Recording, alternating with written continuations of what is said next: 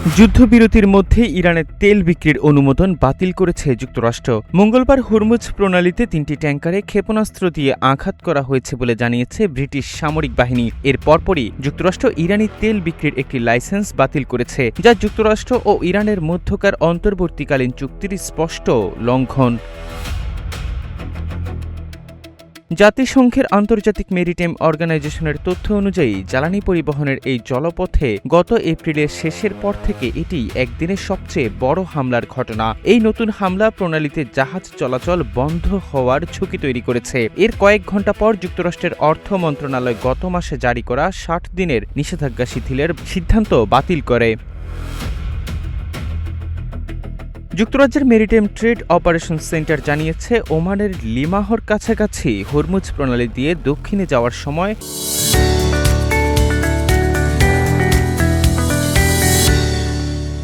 তরল প্রাকৃতিক গ্যাস বহনকারী একটি ট্যাঙ্কারের বাম দিকের ইঞ্জিন রুমে প্রজেক্টাইলের আঘাত লাগে এবং আগুন ধরে যায়। ইরানের রাষ্ট্রীয় টেলিভিশন জানিয়েছে, সতর্কবার্তা উপেক্ষা করায় তরলীকৃত প্রাকৃতিক গ্যাসবাহী ট্যাঙ্কারটির উপর হামলা চালানো হয়েছে। একজন মার্কিন কর্মকর্তা জানান, প্রণালীতে ইরানের কর্মকাণ্ড গ্রহণযোগ্য নয় এবং এর পরিণতি ভোগ করতে হবে বলেই এই লাইসেন্স বাতিল করা হয়েছে।